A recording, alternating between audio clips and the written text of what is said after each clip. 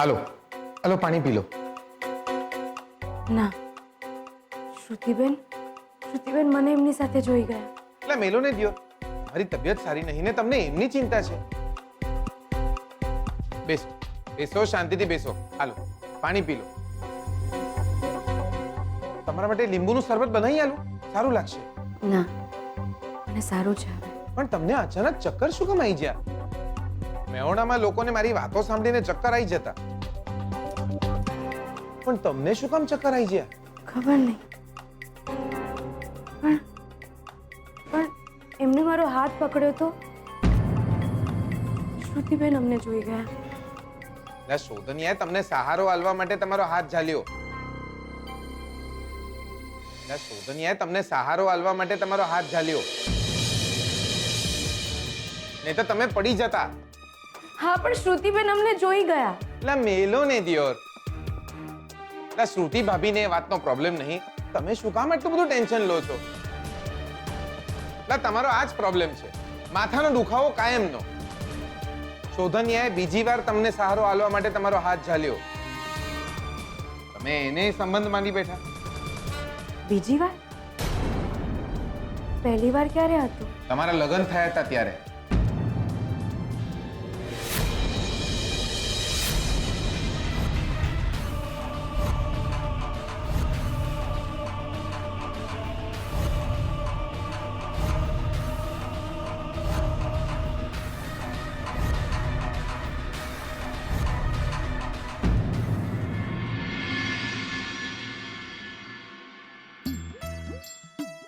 દાદી, સ્વીટુને લઈને હું આવી ગઈ છું. અરે વાહ, બહુ સરસ. આલી એ અચકો મચકો કારેલી. આમ નજીક બેસો, નીચે બેસો. હા હા. બેટા, તારે જરા ઉઠવા બેસવામાં સંભાળવાનું છે, પણ તું પણ નીચે બેસ. અને આજે છે ને બધાને એક ખાનગી વાત કરવાની છું,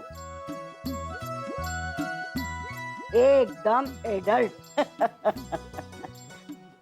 પુખ્ત વયનાઓ માટેની વાત. લે શોધનિયા, લે સુઈ ગયો કે જાગે છે? ઓહ, મને તો શ્રુતિ હશે. આઈલા, લે અત્યારથી જ દિયોર.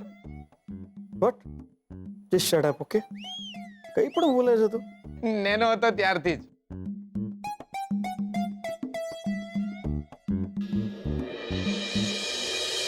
લો, આઈલા, આ શ્રુતિ ભાભી તો અહીંયા બેઠા છે. લા દાદીએ સભા ભરી છે. સભા એટલે? લા ઘરના બધા ચોટલાઓ ભેગા થયા છે. એ નક્કી આજે કોકનું ઘર ભાંગશે દિયોર. શું બોલે છે તું યાર? દાદીએ બધાને ભેગા કર્યા છે તો કઈક કોઈ સિરિયસ વાત હશે ને? ના ના, તું બેસ આરામથી. હું જોઈને કહું છું કે શું ચાલી રહ્યું છે. તું બેસ હા આરામથી. સારિકા બેટા, હવે જમાનો બદલાયો છે. હવે મા બાપ ભાઈબંધ જેવા બનવા લાગ્યા છે. દાદી ફરમાવી રહ્યા છે, માસી મલકાઈ રહ્યા છે, કોઈ શરમાઈ રહ્યા છે, મારા ભાભી હરકાઈ રહ્યા છે અને તારા ભાભી ખચકાઈ રહ્યા છે. દાદીએ કીધું છે જમાનો બદલાઈ જ ગયો છે દિયોર. બેટા, તું મા એટલે મૂંઝવણ થાય કે ઘરમાં હું કોને અને શું કહું. એટલે દાદી કે છે જ્યારે છોડી માં બનવાની હોય ત્યારે એનો જીવ મૂંઝાતો હોય છે. હૈલા, મારો બી જીવ મૂંઝાતો હોય છે. મા બનવું એ આશીર્વાદ છે, માટે જરાય સંકોચ નહીં પામતી.